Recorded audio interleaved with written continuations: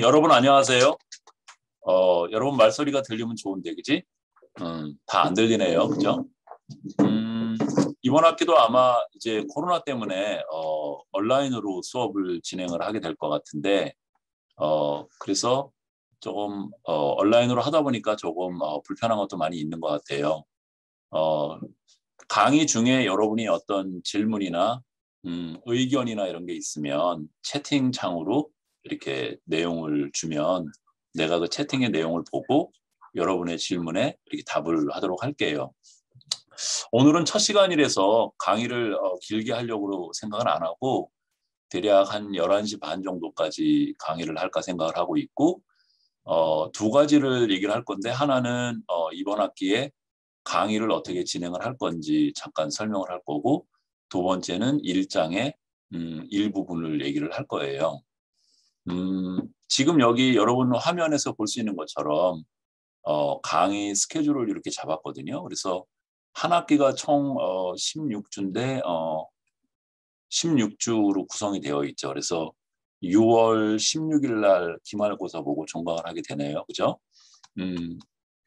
그래서 매주에 이제 아마 대개 한 장 정도, 챕터 하나 정도 나가는 걸 목표로 하고 있는데, 그래서 오늘이 3월 3일이고 1장에 Types of Memory and Brain, Regions of Interest, 기억의 종류하고 그것하고 관련된 뇌 영역하고 강의를 오늘하고 금요일 날 하게 될 것 같아요.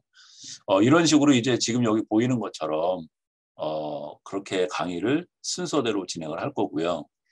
활동 및 내용 쪽에 보면 온라인 실험 실습을 할 거예요. 그래서 계획상으로는 3월 12일 날 할 거고, 여러분한테 다 공지를 해서 웹으로 선생님이 만들어 놓은 게 있거든요.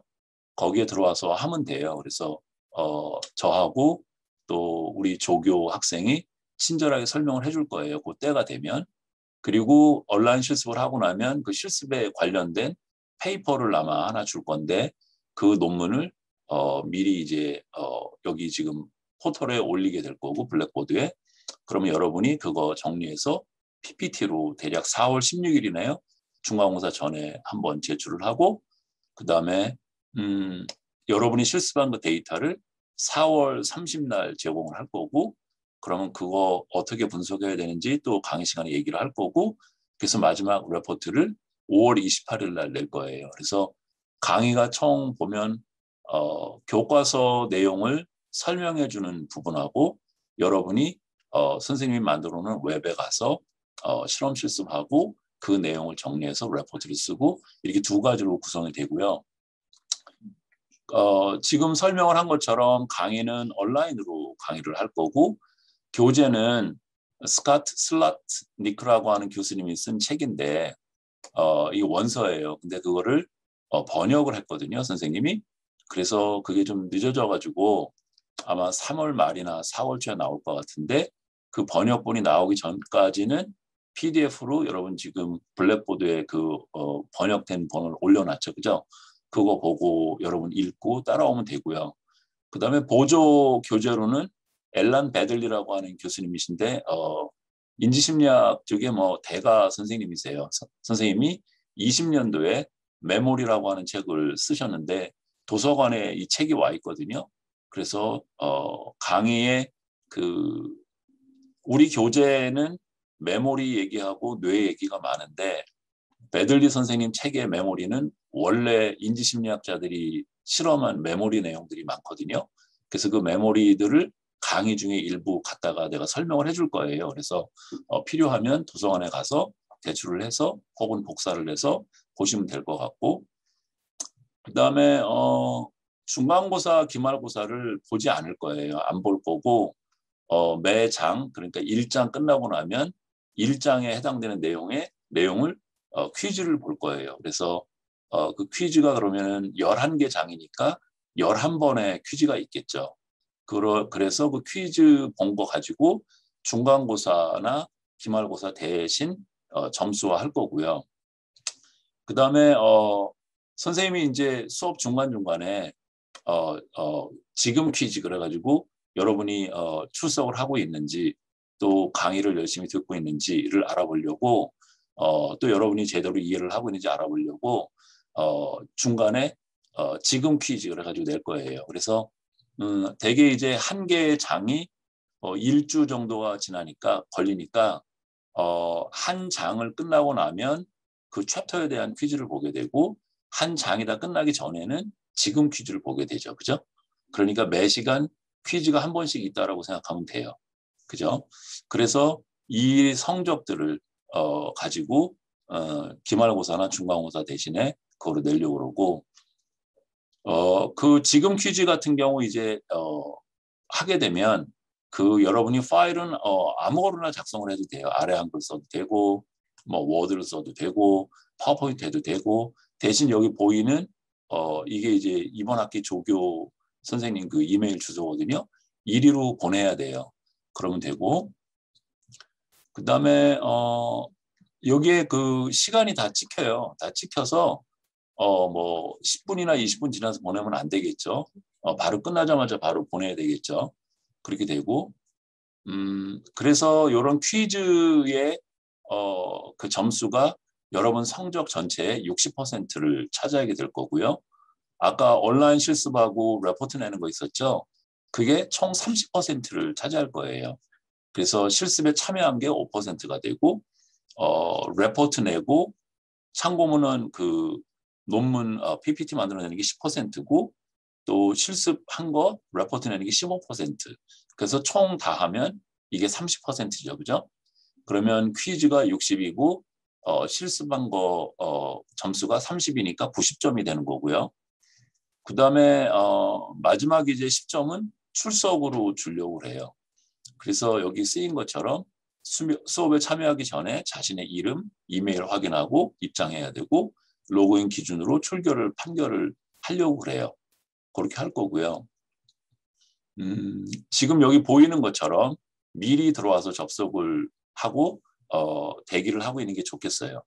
지각은 안 하는 게 좋을 것 같고 결석도 뭐 할 수도 있어요. 뭐 피치 못할 사정이 있고 그러면 할 수 있는데 나나 아까 그 본 그 조교 선생님 이메일로 본인이 오늘 수업에 올 수 없는 이유를 얘기를 하면 그게 타당하고 그러면 뭐 그 결석을 해도 결석 안 한 거로 이렇게 인정을 하도록 하겠습니다. 그리고 이제 여러분을 어여삐 여기는 마음이 있어서 가산점 제도를 좀 만들었어요. 그래서 얘는 그러니까 105점 만점이 되는 거예요. 결국은 그런 건데 가산점은 수업에 얼마나 여러분이 적극적으로 참여를 했는지 그 채팅 쪽에 이제 기록이 남겠죠. 여러분이 수업 중간에 교수님한테 뭔가 질문이 있다든지 또 어떤 의견을 제시한다든지 이제 이런 게 수업 태도에 대한 점수로 한 2점 정도 주려고 생각을 하고 있고요. 그 다음에 이거는 뭐 해도 되고 안 해도 되는데 교과서에서 설명하고 있는 어떤 실험의 내용을 여러분이 여러분 친구들 대상으로 해보는 거예요. 그래서 그거를 동영상 같은 거로 찍어서 나한테 보내면 거기에 대해서 3점 정도를 더 주려고 해요. 교과서에 나오는 실험 내용을 여러분이 재현을 해볼 수도 있고 아니면 교과서의 내용을 뭔가 응용을 해서 뭔가 커멘트 같은 걸 할 수도 있어요. 그죠? 그러니까 예를 들면 선생님은 여기 기억심리학인데 사실은 인간의 학습과 기억에 대한 문제예요. 나는 여기 이거 공부를 하면서 한국어를 배워야 되는 사람들에게 어떤 방법으로 내가 배운 내용 가지고 적용을 해보면 더 효과적으로 가르칠 수 있을지 배울 수 있을지 또 여러분 외국어 공부하는 거 어렵잖아요. 영어.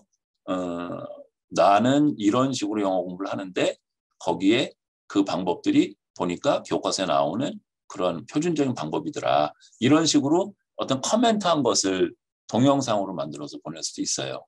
그래서 조금 자유롭게 만들 수 있는데 제일 쉬운 건 그거겠죠. 뭐 교과서에 있는 어떤 실험을 호기심이 나니까 흥미로우니까 친구나 누구들한테 해서 동영상으로 찍어서 보내면 가산점 5점을 더 부여하는 걸 만들겠습니다. 그래서 성적을 보면 절대평가와 상대평가를 병행을 할 건데 91점 이상 나 90점 이상이네. 90점 이상은 다 A나 A 플러스를 주려고 그러고, 그리고 89점부터 89점 이하죠. 거기는 상대평가를 하려고 해요. 그래서 105점 만점이니까 여러분이 퀴즈도 잘 보고 또 레포도 잘 내고 그러면 90점 넘기가 쉽겠죠. 가산점이 있으니까. 그죠?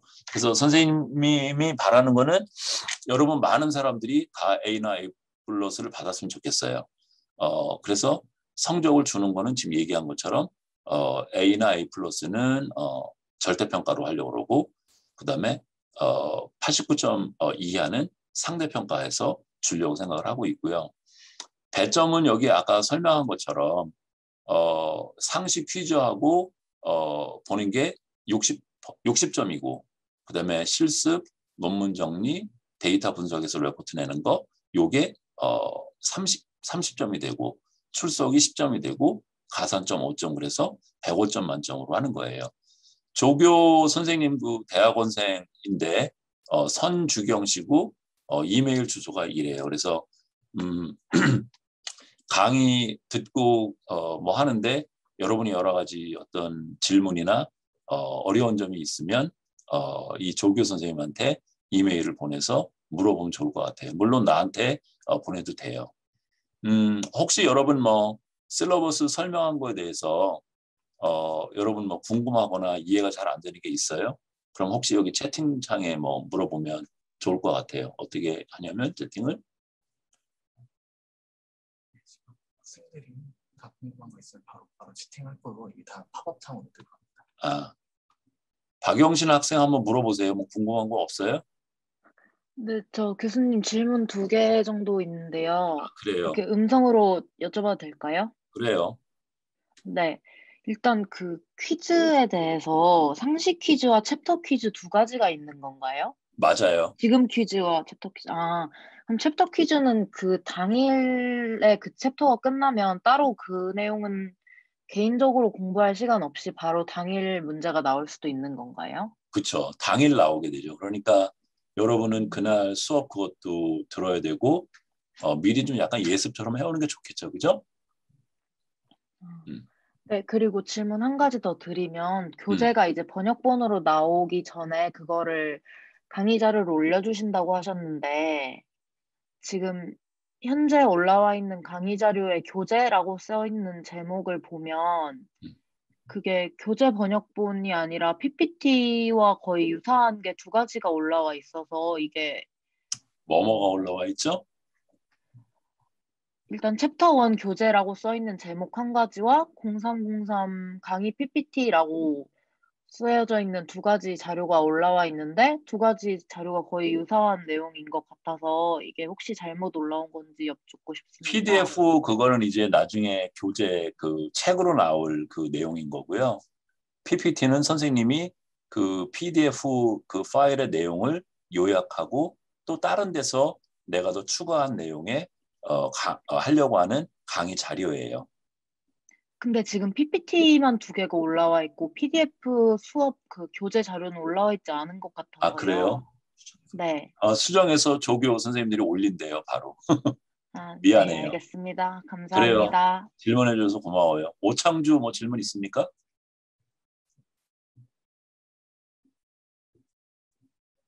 지금 바로 올릴게요. 이게 이제 첫 시간이라 가지고 아직 어수선해서 다 정리가 못 돼서 그래요.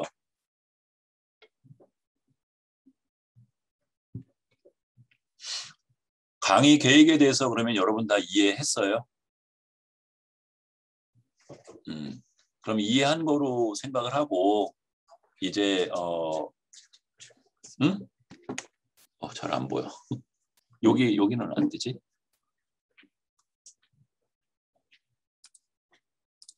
채팅. 그래요. 지금 보는 것처럼 그 강의 그 교재에 대한 PDF는 지금 바로 올릴게요. 그렇게 하고 그다음에 저는 마이크가 안 돼서 그런데 퀴즈는 보통 분량을 어느 정도 작성해야 되나요? 대개 한 반 페이지 정도예요. 그러니까 한 15분 정도 쓸 수 있는 문제를 낼 거거든요. 그러니까 아마 15분, 한 20분 정도 줄 건데 20분에 쓸 내용이면 한 반 페이지 정도밖에 안 되겠죠. 그죠? 그래서 그렇게 어렵고 굉장히 많이 써야 되고 그렇게는 안 낼 거고요. 또 여러분이 그 답을 하는데 글로만 안 쓰고 그림 같은 걸 그려서 해도 돼요. 그러니까 여러분이 아는 내용을 나한테 표현할 수 있는 어떤 방법이든 좋은 방법이 있으면 다 써도 돼요. 그래서 자유롭게 작성을 하면 되고요. 또 다른 질문은 없나요?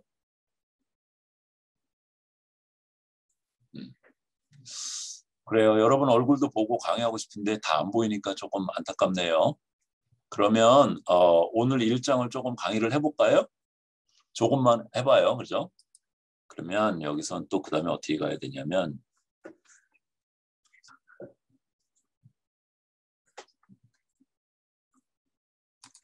새로 공유. 네. 조교 학생이 옆에서 도와주고 있어요. 오늘 첫날이라 가지고. 교과서 내용을 되게 충실하게 강의를 하려고 생각을 했는데 그래서 PPT에 보면 뭐 여기 보면 1.1, 1.2 이렇게 돼서 쭉 이렇게 정리가 돼 있어요. 그래서 우리가 공부할 교과서의 내용 플러스 아까 베들리 선생님 메모리 책이 있다 그랬죠. 그 책 그리고 다른 또 논문이나 그런 데서 발췌된 내용들 이렇게 구성이 PPT가 돼요. 그래서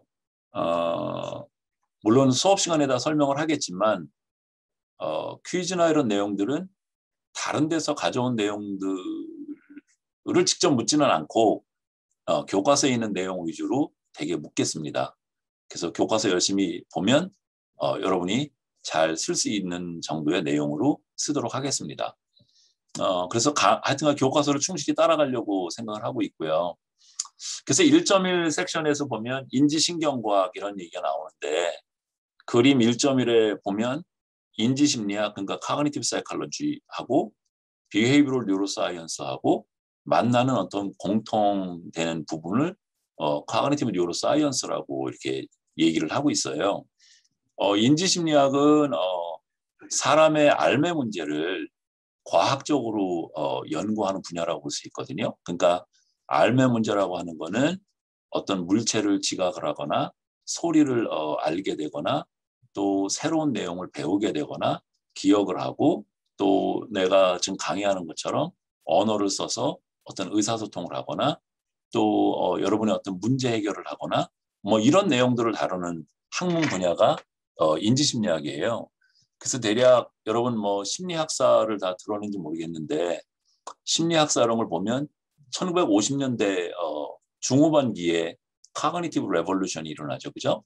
그러니까 50년대 그때까지는 행동주의, 비헤이비어리즘이라고 하는 학파가 우리 심리학계에 굉장히 융성을 하다가 56년, 57년 이 무렵에 뭐 촘스키나 이런 분들이 Cognitive Revolution을 일으키게 되죠. 그래서 인지심리학이 이제 그때 태동을 하게 되고 그래서 50년대 말에서 지금 21년도니까 대략 몇 년 된 거죠? 50년하고 한 70년 정도, 한 60년 정도 연구가 진행이 됐겠네요. 그죠? Cognitive Psychology가. 그죠? 그래서 이 Cognitive Psychology는 여러분들 뭐 실습에서도 해보겠지만 주로 사람들의 어떤 반응 시간이나 또 accuracy나 또 어떤 기억하는 정도나 이런 거를 이제 검사를 하게 되죠. 그래서 인간 정보 처리론이라고 그래요. 그러니까 지금 선생님이 이렇게 말을 하고 있는데 말을 하는 과정도 유니터리한 어떤 한 단일 과정으로 구성이 되어 있는 게 아니고 1번 단계, 2번 단계, 3번 단계, 4번 단계 이런 식으로 여러 단계로 구성이 되어 있고 각각의 단계를 처리할 때마다 일정한 어떤 에포트가 들어가게 되고 시간이 걸리고 그래서 단계가 많으면 반응 시간이 길어지고 그래서 인간 정보 처리론에 기반을 해서 사람의 알매 문제를 다루는 분야가 인지심리학이에요. 아마 다음 학기에 이제 선생님이 강의를 하게 될 텐데 반면에 이제 비헤이비어럴 뉴로사이언스는 생명과학적인 거거든요. 그래서 뭐 뉴런이 있으면 세포체가 있고 수상돌기가 있고 또 축색이 있고 그죠? 그다음에 수상돌기하고 축색이 만나는 부분에 시냅스가 있고 그런 그 시냅스에 어떤 약물이 분비가 되게 되고 그러면 세포막이 신경세포의 막에 변화가 일어나게 되고 그럼 어떤 화학물이 유입되게 되고 그럼 전기신호가 생기게 되고 이런 식으로 사람의 어떤 행동이나 어떤 마음 상태나 이런 것들을 연구하는 분야가 비헤이비럴 뉴로사이언스예요. 그래서 주로 동물들 가지고 많이 실험을 하죠. 동물들 뇌 수술 같은 거를 해서 예를 들어서 해마가 어떤 기억에 굉장히 중요한 역할을 하는 것 같다. 그러면 동물 뇌 수술을 해서 해마에 전극을 이렇게 심고 그래서 무엇을 기억할 때 그 전극의 신호가 나오는지 또 어떤 화학물질을 넣어서 그 화학물질이 기억을 만드는데 기여를 하는지 이런 식의 어떤 연구를 하게 되죠. 그래서 그 인지신경과학이라고 하는 분야는 이런 동물 실험하는 것처럼 뇌를 대상으로 알매 문제를 푸는 그런 거고요. 주제는 카그니티브 사이콜로지에서 하던 주제를 다루고 있고 또 논리도 비슷한데 뇌를 대상으로 인지 현상을 알아보는 게 카그니티브 뉴로사이언스예요. 그러니까 이런 일이 왜 일어나냐면 한 두 가지 정도 측면이 있는데 하나는 그러니까 사람의 알매 문제가 원래 철학에서 출발이 된 거잖아요. 그죠? 우리들 잘 아는 것처럼 이성론이나 뭐 경험론, 칸트, 뭐 순수 이성비판 이런 것들이 다 원래 알매에 대한 문제들이잖아요. 그죠? 근데 그런 문제를 심리학에서는 과학적으로 풀려고 하는 거잖아요. 과학적으로 푼다고 하는 거는 뭔가 변수 같은 게 정의가 되고 실험이 디자인되면 어떤 행동이 일어났을 때 A 때문에 B가 나타났다 이런 인과성을 찾을 수가 있고 또 그런 방법으로 똑같은 실험을 하게 되면 다른 사람도 똑같은 결과가 얻을 수 있고 이런 게 객관적인 거잖아요. 그런 게 과학적인 거고 그런 과학적인 방법으로 이제 사람의 알매 문제를 풀려고 하는데 이게 정보 처리론만 가지고는 잘 안 풀리는 거예요. 그래서 다른 방법들을 많이 들여오게 되죠. 그래서 80년대 말에 cognitive science, 그러니까 인지과학이라고 그러죠. 인지과학이라고 하는 분야가 생겨나게 됐어요. 그러니까 인지심리학의 내용을 다른 학문들의 방법을 써서 그러니까 기존의 인지심리학 방법 플러스 다른 학문 분야들의 방법을 써서 알매 문제를 풀어보려고 생겨난 융합 학문이 cognitive science라고 하는 그런 분야였어요. 근데 여기서는 해보니까는 뭐 문화인력도 거기 들어와서 같이 했었고 또 전기공학 하는 사람들도 와서 cognitive science를 했었고 근데 다른 분야보다도 인공지능하고 관련된 쪽 그러니까 컴퓨터를 가지고 알매 문제를 풀어보는 쪽 그쪽이 제일 힘이 셌어요. 그래서 인지과학은 컴퓨터를 가지고 사람의 알매 문제를 풀어보려고 했던 그런 어떤 어프로치 같은 걸 썼던 거죠. 그런 방법, 그래서 이제 기존에 원래 반응 시간이나 정확률 위주로 인간 정보 처리 위주로 하던 인지심리학 플러스 컴퓨터 AI 같은 방법, 전기공학적인 방법, 문화인력적인 방법 이런 방법이 합쳐진 카그니티브 사이언스가 80년대 말에 나타났다가 여기도 생각처럼 그렇게 많이 문제 해결을 많이 못했어요. 그래서 대략 90년대 후반기에 와서 뇌를 대상으로 하는 인지신경과학, 카그니티브 뉴로사이언스가 다시 또 생겨나게 되죠. 카그니티브 뉴로사이언스 특성은 인간 정보 처리론을 기초로 하고 있지만 뇌를 대상으로 뇌에서의 반응을 바로 직접적으로 측정을 해서 인간 정보 처리론에서 얘기하고 있는 내용을 증명하는, 검증하는 이런 분야예요. 그러니까 심리학 분야에서는 알매에 대한 문제를 연구하려고 카그니티브 사이콜로지가 제일 먼저 나타났고 80년대 후반기에 카그니티브 사이언스가 나타났고 90년대 말에 카그니티브 뉴로사이언스가 나온 거죠. 그래서 이제 지금 와서 보게 되면 굳이 한 가지 방법만 고집할 이유는 없잖아요. 그러니까 과학은 어떤 호기심에서 출발이 되잖아요. 사람이 어떻게 말을 할 수 있는 걸까?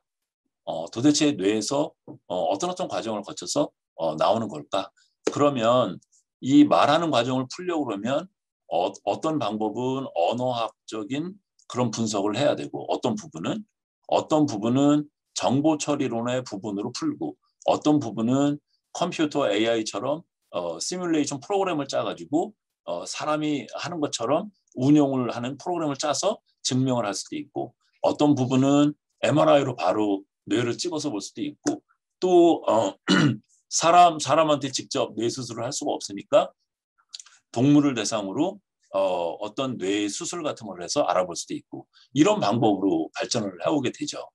그래서 이제 지금 말하는 커그니티브 뉴로사이언스는 원래는 정보 처리론을 인간의 뇌를 비침습적으로 그러니까 MRI나 EEG나 그러니까 뇌파나 이런 걸 가지고 측정하는 방법을 커그니티브 뉴로사이언스라고 얘기를 하는데 꼭 거기에만 한정해서 실제 연구할 때는 거기에만 한정해서 쓰지 않고 인지심리학적인 방법도 쓰고 커그니티브 뉴로사이언스 방법도 쓰고 비헤이비럴 뉴로사이언스 방법도 쓰고 커그니티브 사이언스 방법도 쓰죠. 이런 식으로 이제 실제 연구는 이루어져요. 우리 교과서는 주로 기억 인지신경과학 그러니까 기억의 문제를 MRI나 뇌파나 TDCS나 이런 방법으로 주로 푸는 그런 분야라고 볼 수 있어요. 좀 말이 좀 어렵나요? 대략 뭐 인트로덕션이니까 한번 교과서 한번 읽어보고 그러면 더 알 수 있을 것 같아요. 여기서 그거를 보려면 채팅창을 보려면 여기 오른쪽에 열어주면 좋겠다. 채팅창. 강의 중에 여러분 궁금한 게 있으면 바로바로 채팅 그거로 물어보세요. 그러면 내가 바로 이렇게 말로다가 답을 해줄게요. 여기 오른쪽 창에 보일 수 있게 해줄래요?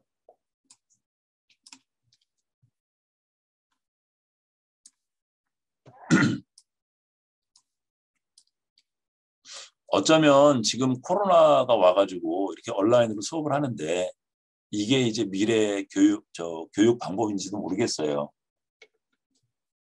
이런 식으로 갈 것 같은 생각이 들어요. 선생님 생각에.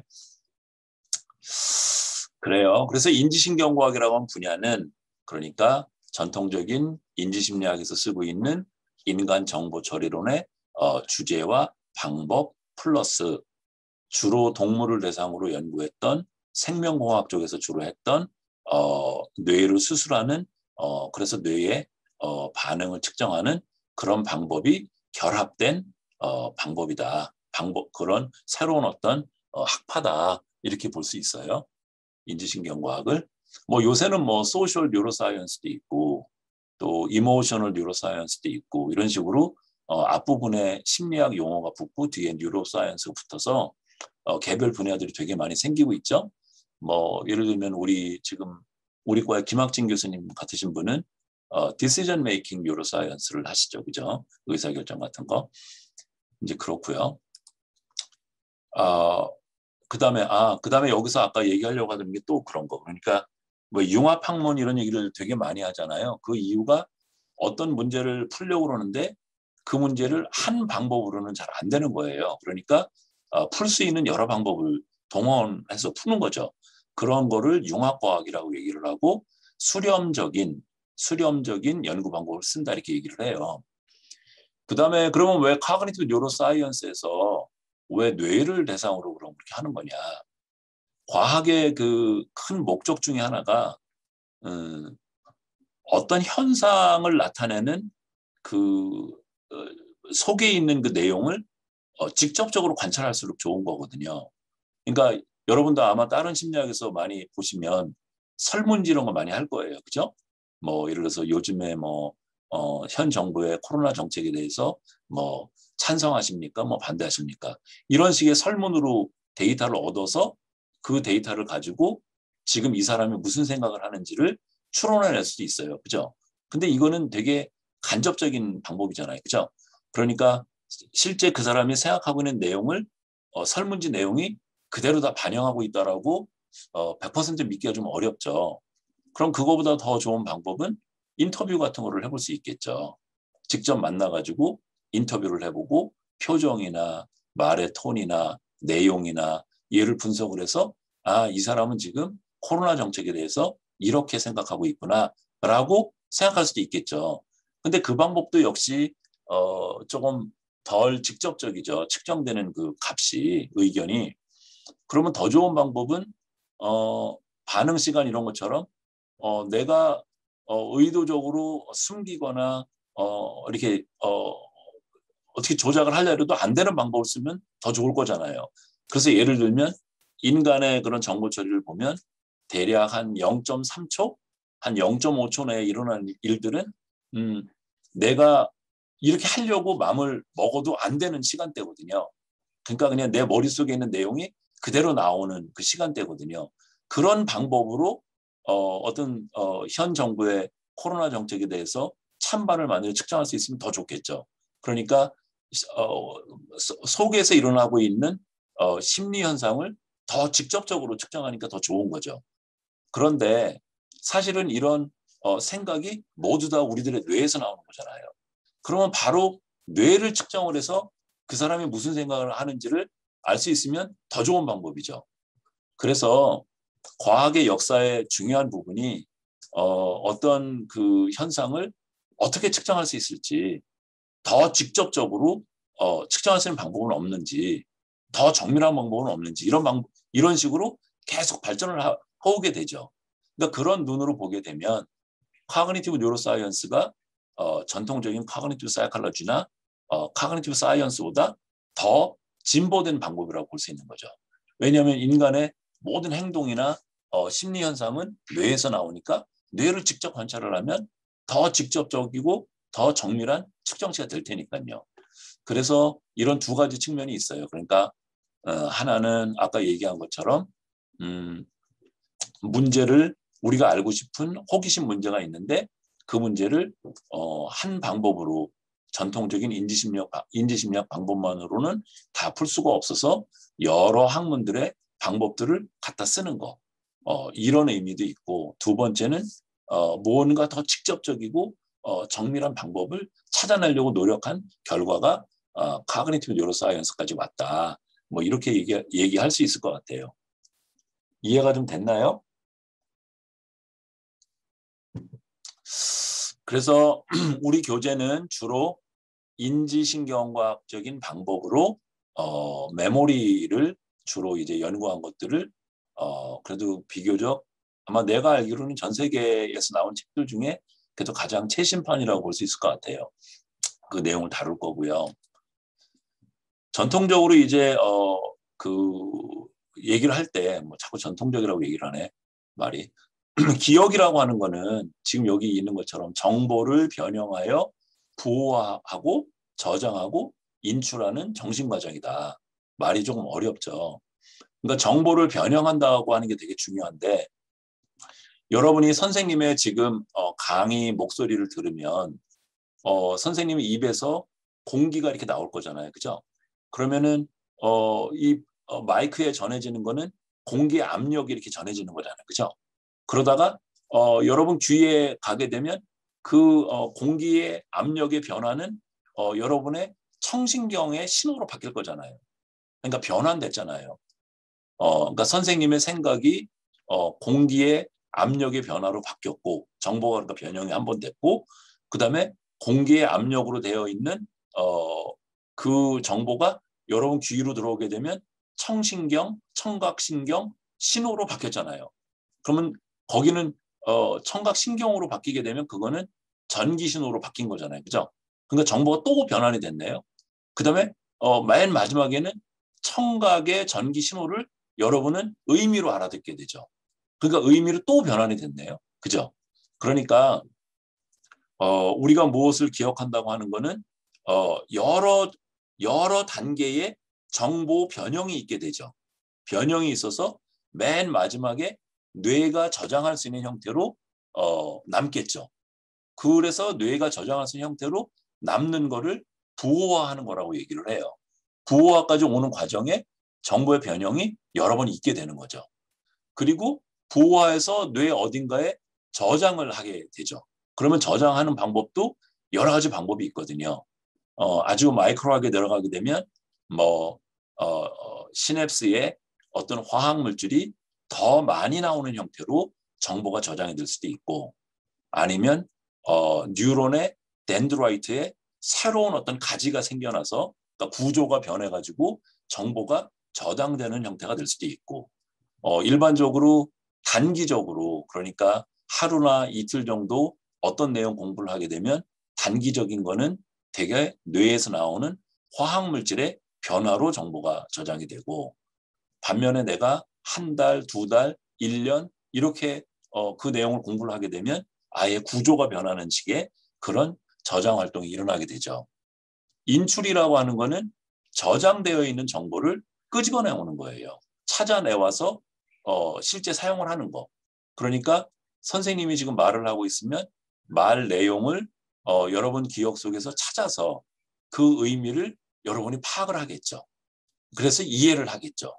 그러니까 인출이라고 하는 거는 기존에 있는 정보를 뇌에서 끄집어내서 실제 상황에 사용하는 걸 얘기를 하죠. 지금 이 상황에서는 이해하는 게 사용하는 거죠. 그죠? 이제 그렇게 되고요. 그래서 기억은 크게 보면 정보를 뇌에 저장하는 과정이 있고, 아니 보호하는 과정이 있고, 그 다음에 저장하는 과정이 있고, 저장된 거를 끄집어내는 과정이 있죠. 이 셋 중에 어느 하나라도 안 되면 학습이 안 됐다, 혹은 망각됐다라고 얘기를 하죠. 그러니까 부호화가 안 되면 학습이 안 된 거죠. 내가 분명히 강의를 들었는데 혹은 책을 읽었는데 그 내용을 만일에 부호화 못하면 학습이 안 돼서 기억이 안 남아 있겠죠. 그죠? 스토리지나 리트리버리 스토리지는 그런 거겠죠. 그 저장되어 있는 뇌의 어떤 부분에 혼란이 오거나 거기가 어떤 손상을 입게 되면, 마치 하드디스크에 손상을 입으면 정보가 사라지는 것처럼 뇌도 마치 그런 거니까 그 부분에 손상을 입으면 당연히 그 정보가 없어졌으니까 포게팅이 일어나겠죠. 인출은 인출 실패가 있을 수도 있죠. 분명히 어딘가 저장은 돼 있는데 못 찾아오면 결국은 배웠는데 망각됐다라고 얘기를 해야 되죠. 그래서 올바른 어떤 기억이 일어나려고 그러면 보호화도 제대로 일어나야 되고, 저장도 제대로 있어야 되고, 인출도 잘해야 되는 거죠. 그렇고요. 그다음에 여기 왼쪽에 보면 sensory memory store, short-term memory store, long-term memory store, 이렇게 메모리를 이렇게 세 종류로 얘기할 수도 있어요. 그러니까 이거는 사람이 어떤 정보를 처리할 때 쓰는 단계라고 볼 수도 있어요. 감각기억, 단기기억, 장기기억 이렇게 얘기를 하는데, 감각기억은 최초로 내가 맞닥뜨린 어떤 정보를 등록하는 그런 기관이라고 볼 수 있고, 숏텀 메모리는 롱텀 메모리로 넘어가기 전에 정보를 뭔가 가공을 하고 해석하고 더해서 어떤 저장할 수 있는 내용의 정보로 만드는 과정이라고 볼 수 있고, 롱텀 메모리는 이제 내가 숏텀 메모리에서 만든 내용을 어딘가에 반영구적으로 보관하고 있는 거, 이런 과정이라고 볼 수 있어요. 이 메모리 과정을, 메모리를 하고 그거를 인출해서 쓰는 과정을 예시로 이렇게 보면, 심리학 개론에서 제가 가져온 건데 이런 거예요. 여러분이 이제 요즘에 코로나 때문에 밖에도 많이 못 나오고 그럴 거잖아요. 그래서 공부를 열심히 하고 있다가 한 밤 10시가 됐는데 배가 고픈 거예요. 저녁을 너무 일찍 먹어서. 그래서 피자를 시켜 먹으려고 생각이 났어요. 그러면 맨 처음에 여러분은 아마 여러분이 갖고 있는 컴퓨터나 어디에서 구글이나 뭘 써서 내가 먹고 싶은 피자를 아마 찾을 거예요. 예를 들면 도미노 피자를 찾든지 미스터 피자를 치겠죠. 그러면 화면에 그 피자집 위치하고 전화번호 같은 게 나오겠죠. 가격이며 이런 것들이. 그러면 여러분은 그 중에 어느 하나를 택해서 전화를 걸겠죠. 그러면 여기 지금 두 번째 단계에 있는 것처럼 여기는 찾는 과정이라고 볼 수 있고, 그러면은 찾은 정보가 감각기억에 등록이 되는 거죠. 그 다음에 감각기억에 등록이 된 것들 중에 일부를 선택을 해서 실제 전화를 걸겠죠. 전화 거는 동안 찾은 전화번호를 여러분 기억 속에 잠시 기억하고 있어야 되잖아요. 그 단계가 그러면서 전화번호를 누르겠죠. 내가 단기 기억에 갖고 있는 정보를 가지고. 그래서 단기 기억에서 좀 처리를 하고 있는 거고, 그 다음에 그래서 전화를 걸었어요. 그래서 이제 피자를 주문을 했어요. 그러면 이번에는 단기 기억에서 그 피자집 전화번호를 내가 암기해야 되겠다. 여러 번 암송을 할 수 있어요. 암송을 하면 그 내용이 장기 기억으로 넘어오게 되죠. 그죠? 그러니까 되게 여러분이 어때요? 그러니까 어떤 내용을 암기를 할 때 뭐 예를 들어서 만일에 그냥 쉬운 예로 어머니라고 하는 단어는 영어로 mother야. 그러면 어머니, mother, 어머니, mother, 어머니, mother 이런 식으로 반복하는 훈련을 하겠죠. 그게 지금 단기 기억에서 암송하고 있는 거예요. 되뇌기를. 되뇌기를 하는 이유는 장기 기억으로 넘기려고. 지금 그런 거죠. 그래서 장기 기억으로 넘기고 나면 이제 처음에 찾았던 그 피자집의 전화번호가 장기 기억에 이제 저장이 된 거죠. 그래서 이제 며칠이 지났어요. 피자를 사고 그날 맛있게 먹고 재밌게 지냈는데 한 일주일 지났어요.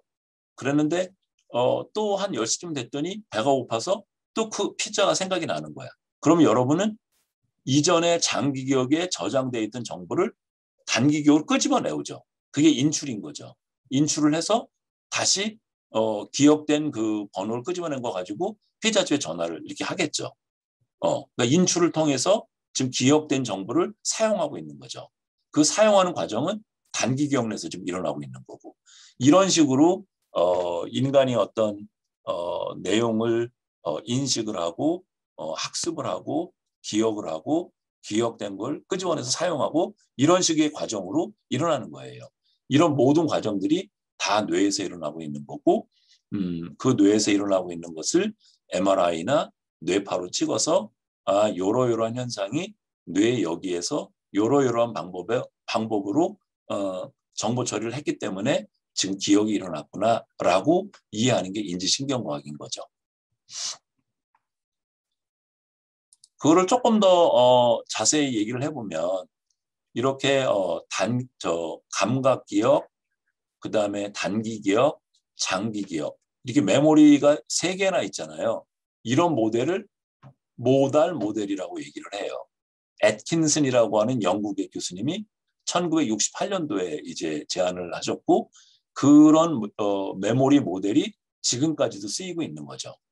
그러니까 얘는 인간이 우리가 어떤 인식 활동을 할 때 쓰이고 있는 기본적인 구조라고 볼 수 있어요. 그러니까 1번 구조가 정보를 감각에 등록하는 감각기억이고 2번 기억은 되뇌기나 추론이나 사용이나 이런 걸 하는 단기 기억, 워킹 메모리라고도 그래요. 더 확장된 개념이에요. 단기 기억보다 쇼텀 메모리보다 그런 메모리가 있고 반영구적으로 데이터를 저장하고 있는 롱텀 메모리가 있는 거예요. 우리 교재에서는 대개 이제 이 롱텀 메모리 현상을 주로 다루게 돼요. 이쪽 부분들은 주로 인지심리학에서 되게 다루게 되고 우리 이번 학기 교재에서는 주로 이쪽 장기 기억 문제들을 주로 다룰 거예요. 그러니까 학습의 결과로 나타난 그런 장기 기억을 주로 다루게 되는 거죠. 교과서 보시면 나오겠지만 인간의 기억을 이렇게 분류를 할 수 있거든요. 그림 1.2처럼. 우선은 explicit memory하고 implicit memory로 대분이 돼요. explicit memory는 의식 선상에 있는 메모리예요. 여러분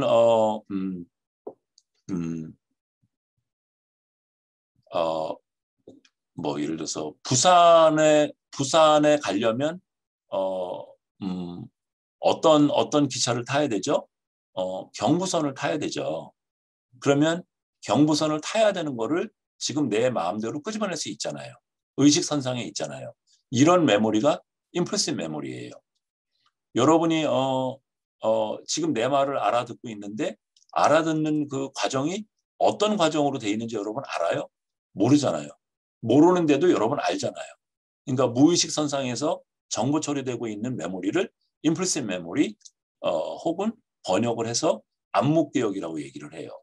그래서 인간의 기억은 크게 보면 의식 선상에서 조절이 가능한 explicit 메모리하고 의식 선상에서 조정이 안 되는 implicit 메모리로 대분이 되고, 그 다음에 implicit 메모리는 조금 전에 봤던 short-term 메모리, 얘를 다른 말로는 워킹 메모리라고 얘기를 하거든요. 그러니까 워킹 메모리는 short-term 메모리의 더 진보된 버전이라고 볼 수 있어요. 그런 short-term 메모리 부분하고 long-term 메모리로 구분이 되고, 그죠? 그 다음에 아까 short-term 메모리는 잠깐 봤고, long-term 메모리는 또 다시 대분돼서 에피소딕 메모리하고 시멘틱 메모리하고 아이템 메모리로 구분이 돼요. 에피소딕 메모리라고 하는 거는 나는 어저께 저녁에 집에 가서 뭐 술 한 잔 먹었거든요. 힘들어가지고. 그래서 내 아들이 이렇게 차려줬고요. 옆에서 얘기를 거들었고 내가 기분 좋게 취했고, 그런 사실을 떠올리는 거. 그러니까 언제 어디에서 무슨 일을 누구와 했는지, 이런 에피소드에 관한 기억. 그러니까 컨텍스트 디펜던트 메모리라고도 그래요. 여기 컨텍스트 메모리라고 돼 있네요. 특정한 어떤 상황에 대한 메모리라고 볼 수 있는 거죠. 그러니까 메모리 해야 되는 정보도 있고, 그 정보의 원천, 그 정보가 일어난 상황에 대한 내용도 있죠. 그 두 가지를 다 갖고 있는 메모리가 에피소딕 메모리고요. 그러니까 여러분이 지금 강의를 듣고 내용을 장기 기억에 기억하는 거는 다 에피소딕 메모리로 처음엔 들어오게 돼요. 반면에 이제 시멘틱 메모리는 일반화된 어떤 지식이라고 얘기를 하거든요. 뭐 예를 들어서 아까 제가 부산에 가려면 호남선 기차를 타야 되는지 경부선 기차를 타야 되는지, 근데 경부선 기차를 타야 되죠. 그럼 여러분 경부선 기차를 타야 되는 그 내용은 언제 배웠죠? 모르죠. 언제 배웠는지, 그러니까 원천은 모르죠. 상황은 모르죠. 그렇지만 내용은 알고 있죠.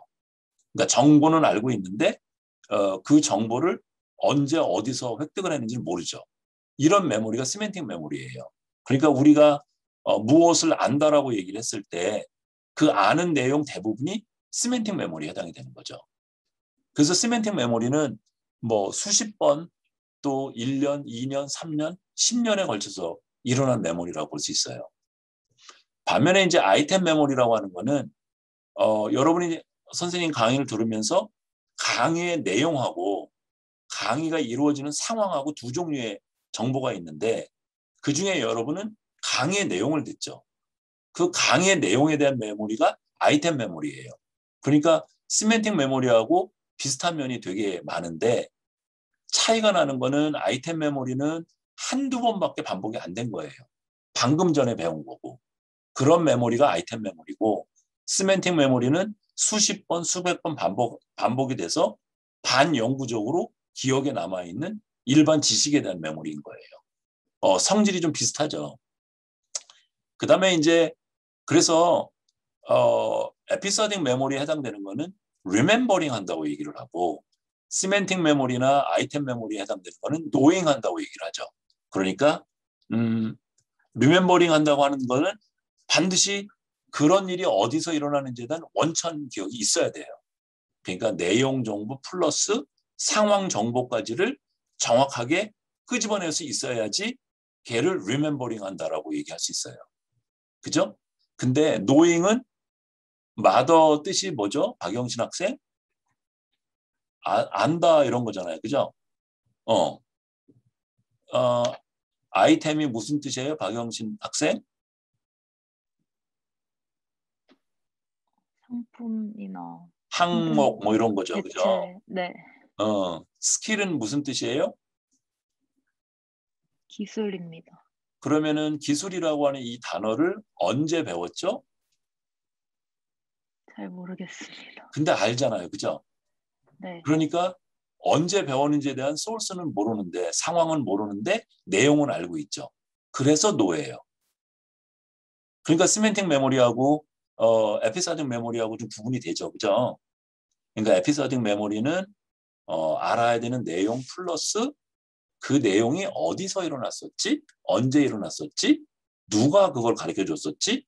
도 아는 게 에피소딩 메모리고, 그러니까 그거를 끄집어내는 거를 리멤버링이라고 얘기를 하고, 노잉이라고 하는 거는 분명히 알긴 아는데, 내용은 내가 아는데 언제 배우는지 모르는 일반화된 지식을 얘기를 하는 거예요.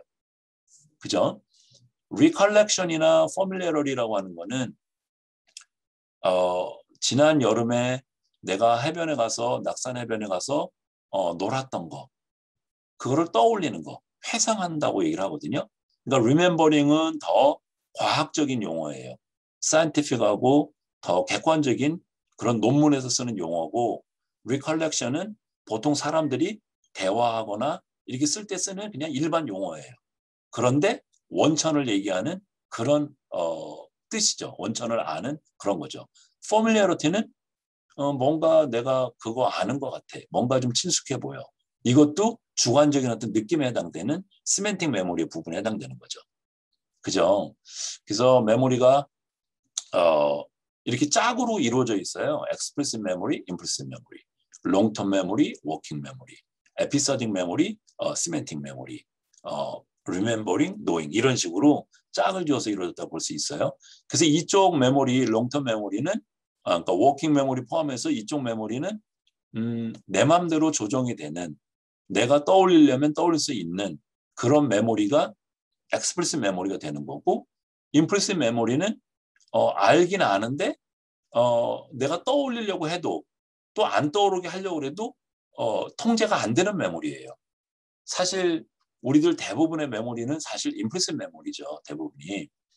지금 선생님이 말을 하려고 그러면 뭐 혀도 움직여야 되고 입술도 열려야 되고 허파에서 바람도 나와야 되고 성대도 울려야 되고 등등 여러 과정들이 있는데 아무런 의식 없이도 그냥 그런 일들이 자동적으로 일어나고 있잖아요. 거의 의식선상에서 일어나고 있는 게 아니라 내가 무슨 말을 하려고 생각만 하면 내 그 발성하는 기관들이 나도 모르게 움직여서 그런 소리를 만들잖아요.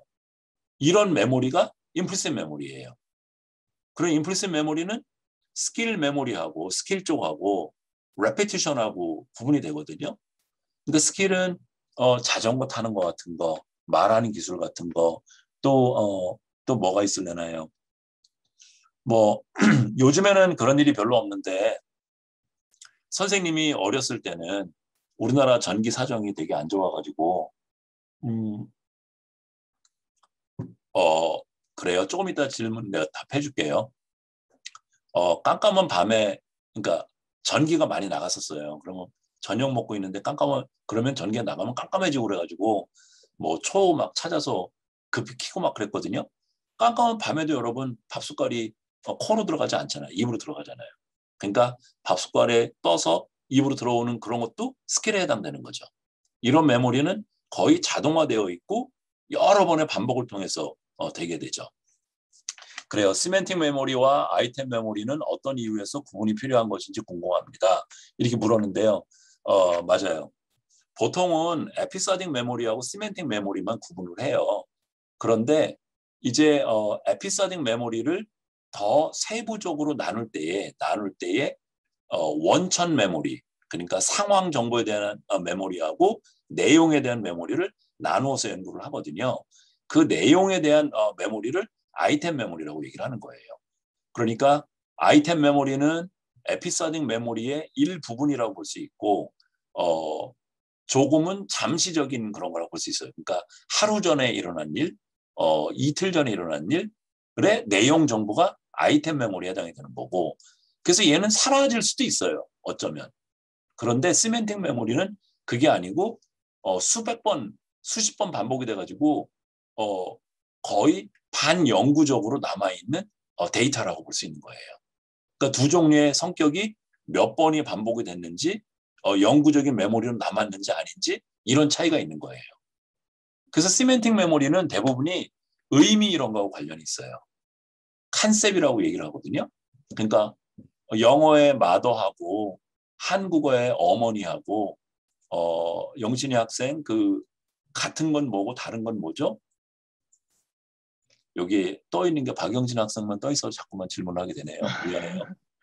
제가 필기를 하느라 조금 놓쳤는데 다시 그러니까 한번 질문해 영어의 주시면. mother하고 한국어의 엄마하고 같은 건 뭐고 다른 건 뭐죠? 의미가 같고 그거를 표현하는 단어, 형식이 다른 심볼, 거. 형식이 다르죠. 그죠? 네. 그러니까 그 의미가 같은 거.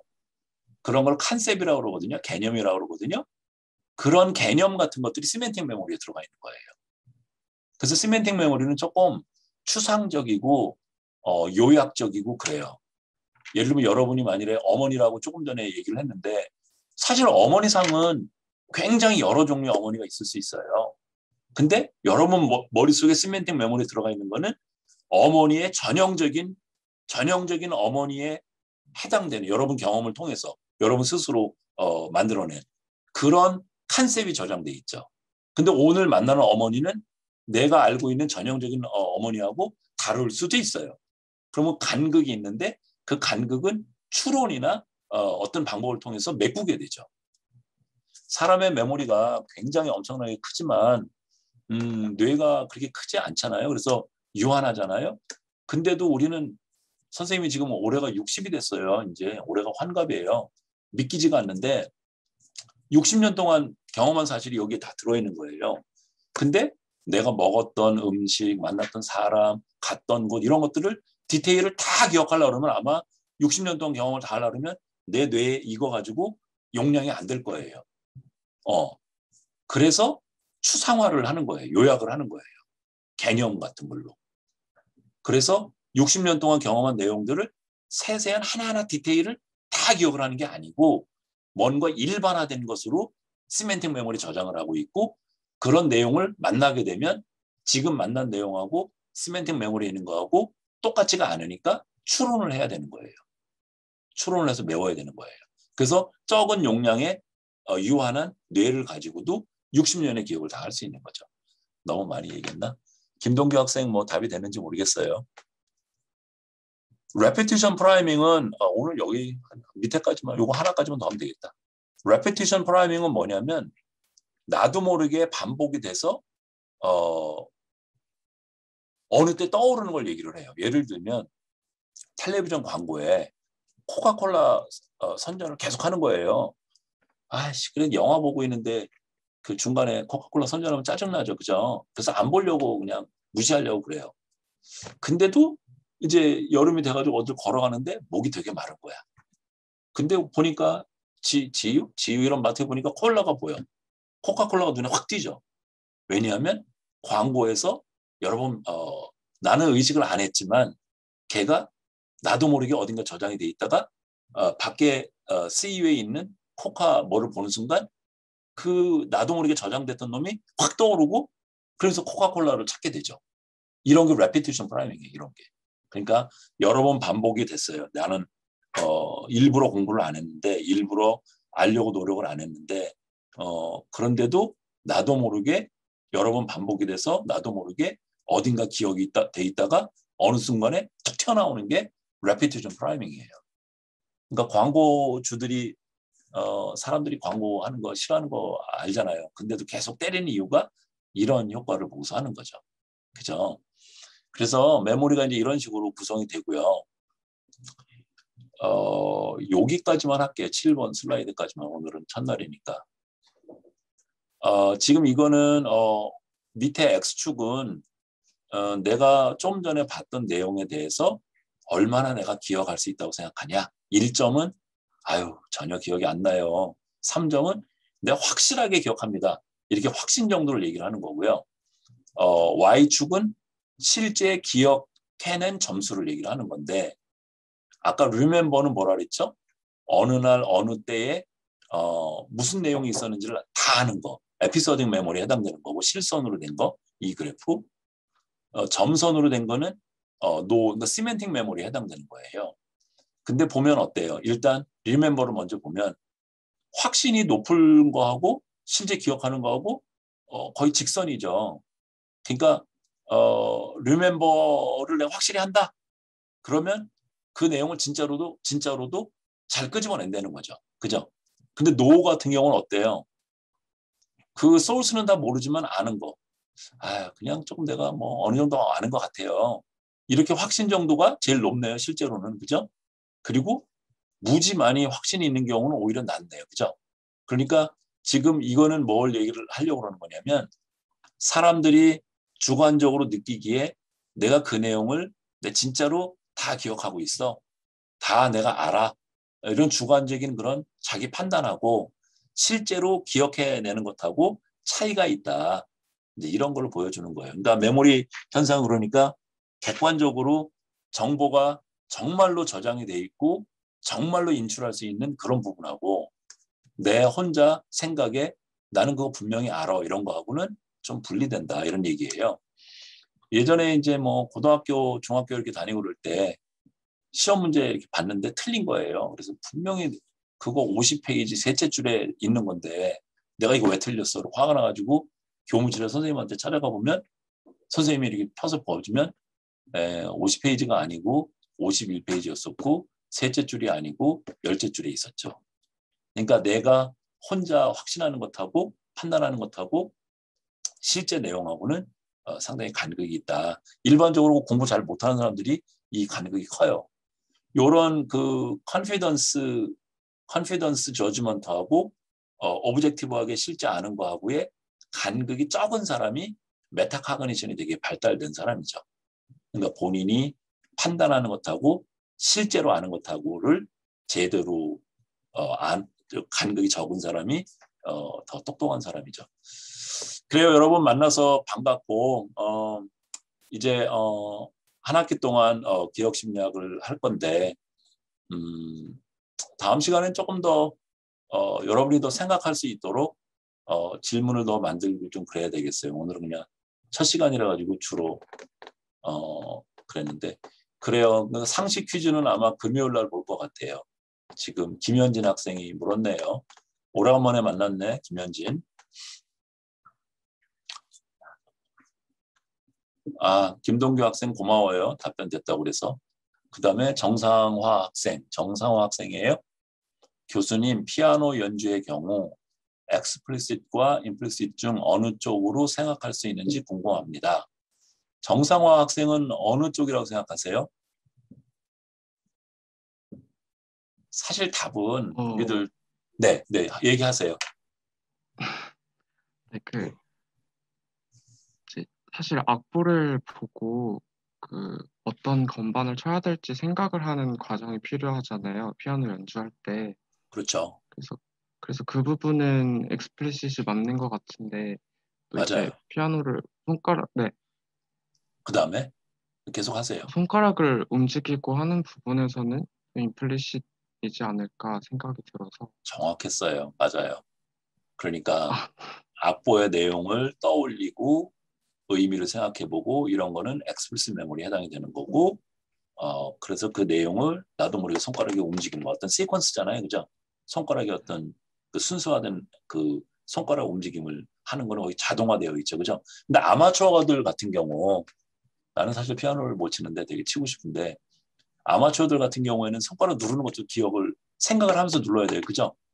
정성 학생. 그죠? 그런 경우는 explicit memory 쓰고 있는 거예요. 그죠? 그런데 무지하게 잘 치는 사람들, 뭐 누구더라? 요새 그죠? 조성진 뭐 그 사람 되게 잘 치던데 그렇게 완전 프로가 된 사람들 수천 번 연습해가지고 그냥 생각 없이 막 치는 사람들 이런 사람들은 임프레시를 쓰는 거죠. 그러니까 같은 스킬을 쓰더라도 그러니까 피아노 치는 게 지금 기술이잖아요. 그죠? 스킬이잖아요.